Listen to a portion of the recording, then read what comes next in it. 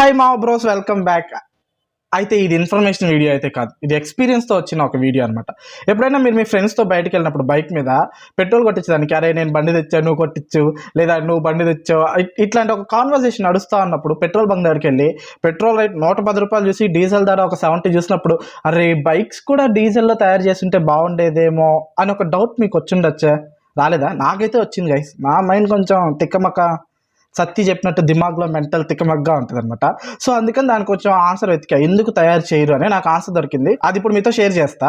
Actually petrol engine and diesel engine రెండు separate గా work చేస్తాయి, అంటే ఒకదానికి ఒకటి సంబంధం లేకుండా. డీజిల్ ఇంజన్ చాలా ప్రైస్ ఎక్కువ కంపారిటివ్లీ పెట్రోల్ ఇంజన్. అంతేకాకుండా డీజిల్ ఇంజన్ యొక్క వైబ్రేషన్స్ చాలా ఎక్కువగా ఉంటాయి.